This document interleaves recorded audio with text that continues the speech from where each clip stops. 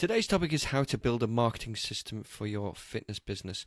Obviously, marketing is of great importance, especially because it's highly competitive in the fitness industry, to say the least, and probably getting more and more competitive.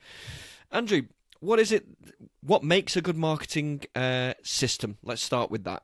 Essentially, we've got to be found, as you say. It's a very competitive marketplace, and we can be the greatest coach in the world, but if nobody knows us or knows how to find us or knows what we do, then the tumbleweed's going to be rolling past and we're not going to be found. So marketing essentially is the ability to amplify the message, the types of clients that we want to attract, so that we can be found and be able to work with clients.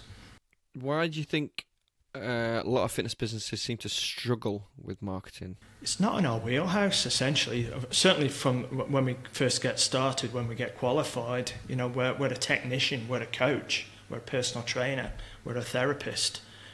We're not taught marketing, and I don't know about you guys, but when I think back, the grey matter starts wearing away. When I first qualified, it was an hour, I think, that we did on marketing. Throw a few flyers out there, and I was just about to say the same thing. That's all I recollect from doing my Premier training is do some flyers and you'll be fine. And it's like I did not have the faintest idea what to do. And I bought the kit. I had my branded shirts and everything, so people could see that I was walking. I'd sit in the coffee shop there. At least you're a little bit more visible, so I was visible, but I had no clue, and I was thinking, why aren't these flyers working? Because they were very generic. It wasn't talking to my ideal client base. It was just really, these are the qualifications I've got. So I had to take it on myself to go and learn how to market my services, and that's when I started getting traction, when I started to develop that side of things more. So I think that really, yes, it's important that we get our PT qualifications or whatever qualifications, but we need to be given more support initially on upskilling as a marketer. I think there needs to be a massive change in culture in terms of when people do PT courses, because the whole emphasis is on how you work with clients, which is great if you're going into paid employment and you're going to be paid by an employer to do the work for you, or going into paid sports performance, again, where a lot of people do after university. That's great. But if you're going on your own, I would argue you need a more 60-40 approach, where 60% of the time you need to be doing a business and marketing school more than anything. And then the 40% of the time you build up your skills accordingly. Because in all fairness, yes, there's an art and a science to personal training and training people, but it's also a lot of common sense. So if you have common sense, you can pretty much get away with training people to begin with, and then start upskilling accordingly. The better you get. But it's this business stuff that's going to keep you afloat, to keep you in business, to keep you going, to make sure you have enough money to survive and help all the clients that you want to help out long term. That's a really good important point. Absolutely. I mean, I've seen some personal training courses now of 3 weeks. 3 weeks. How are you supposed to become a personal trainer and learn everything you need to learn on the training side and on the marketing side in 3 weeks? I think it's absolutely... I did mine on a weekend. Just saying. Stop talking, James. Anyway, Andrew, back to you. Okay, let's talk about the building blocks of a successful marketing system. Basically, we want to start out, and this is what I find the mistake I made initially was, I'm a personal trainer, I need clients, I can train everybody and anyone, and sit back, wait, and then wonder why. Wait for the money to roll in. Why isn't anyone coming to my door? So we don't go down that road. Instead, take a step back and think, who are the ideal clients that you would like to work with? And that can be challenging at first when you're first starting out, because you might not have a clear understanding of the types of people that you like to work with. So initially, if that's the case, then you want to try a cross-section of people, and quickly, I'm sure you're going to find the personalities and the types of people that you want to be working with. Then you can refine down and niche down into that ideal client avatar or ideal buyer persona are terms that are used within the industry on that side. So that's your starting point. James, anything you want to add to that? Well, you're starting exactly. Client avatar, buyer persona is absolutely perfect. But then I'd say you choose one area of marketing to maximize and learn from first, and go all in on that. Don't try and do everything at once. You chase two rabbits, you go home hungry. It's that old tale and story. So for me, what I did is I went all in on SEO and content. That's what I went on in right at the start. And for me, it was the best decision ever, because it was using my skill set for my master's in computer science combined with technical geeky skills to help play this game of how do I get ranked number one on Google. That's what I went all in. I didn't do social media back then, really. I just focused on the organic content and search thing. And that's what's created a solid platform for us to do everything else after that. And it's also the one thing that's, even today, is our number one marketing piece that comes into us. Now, I'm not saying everyone should do that. If you want to go all in on TikTok, if you want to go all in on Facebook or Instagram, whatever it is you want to choose one and go all in and master that. Once you've mastered that and have a system in place for getting leads consistently from there, then you add a second. Then you add a third, then you add a fourth. And I think a good case study for this is right now is what we're doing. Let's use the podcast as an example. So we said back in September this year, we're going to change the format of the podcast, because for every one person in the world, there's 1,800, no, for every one podcast, there's 1,827 podcasts, right?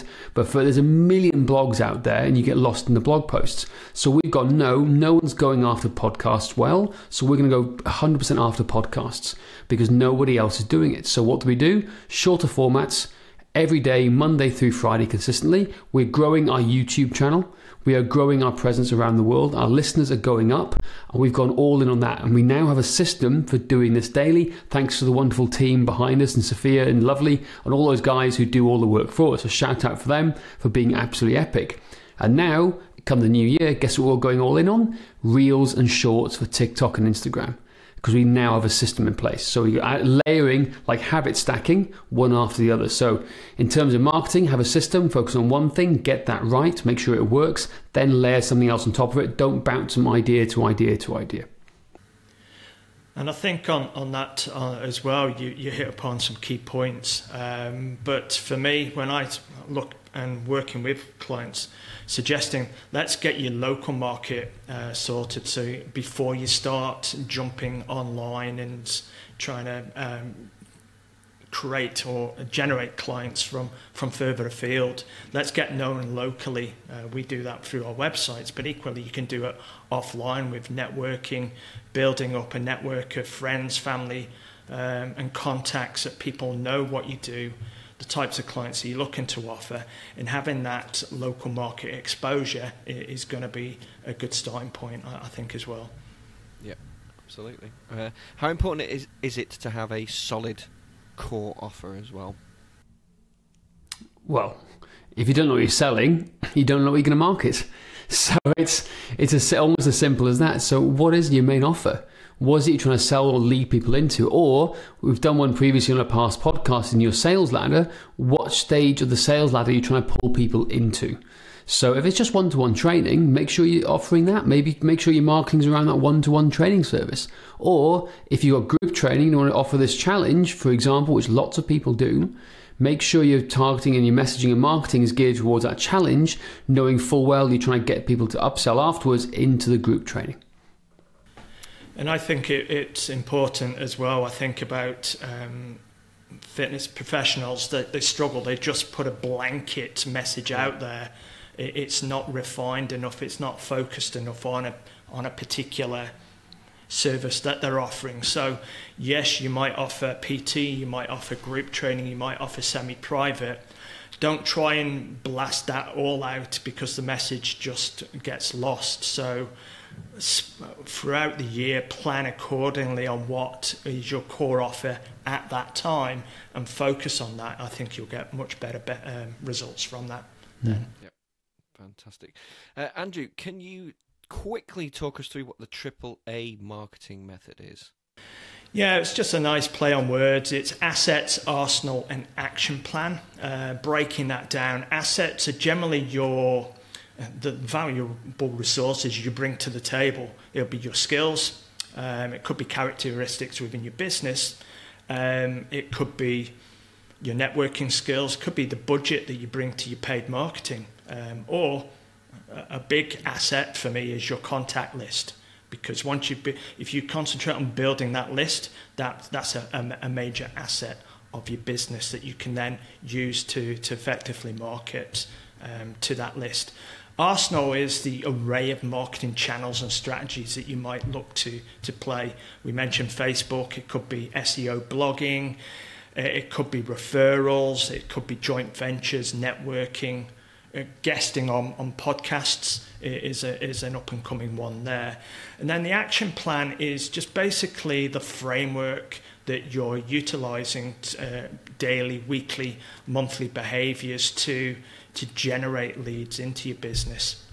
So writing blog posts, engaging in networking, at a higher level, doing paid advertising, etc. on that side. So the three of them are the assets, the arsenal, and the action plan. Fantastic. James, in summary, mate, what are the benefits of having a powerful marketing system? You know what you're doing, when you're doing it, and it's less effort involved to create it. Because if you don't have a system in place, you're guessing, you're chasing your tail most of the time, and you don't know what you're doing.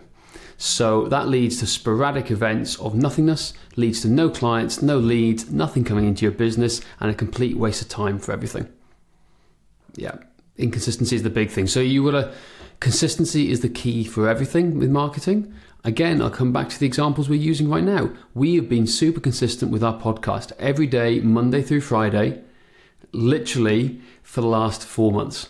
And that's been consistent. And it takes a year before the algorithms and other search engines can pick it up potentially as well. And we're only starting to see the benefits of it now. So best time to try and plant a tree was 20 years ago. The second best time now. That's essentially what we're trying to think about. So for you, with your marketing, whatever way you choose it, be consistent. And when it gets consistency, and you get that consistency and you can then own that thing, then layer another section on top of it. But choose one area and get it forward, but have a system. So we have a system for recording podcasts like now. We record it, we download it, we give it to the team to edit, and they upload it for us. So we've got this right. We now have the time. We know what we're doing and how we're prepping and planning for each podcast episode. We don't just wing it. We actually plan and prep for each of these things, right, guys? So we now know what we're doing. We try our best. But the point is, we've got this system nailed down. It's second nature to us now after 3 to 4 months. So guess what we're doing now? We're creating the same system for our reels for Instagram and TikTok. And we're going to go after them in the same aggressive way as what we're doing with our podcasts. So that's a system for podcasts, a system for reels. After that, we'll create other systems for other marketing tools, which we see fit when we know which direction we want to go in and which are the best audience growth metrics that we want to follow. There we go, exactly. Consistency and systems, that's what it's all about. And that is it for today. Please don't forget to rate, review and subscribe. And if you want to find out what's holding you back from growing your fitness business, get yourself a free website audit by going to strengthmatters.com/audit.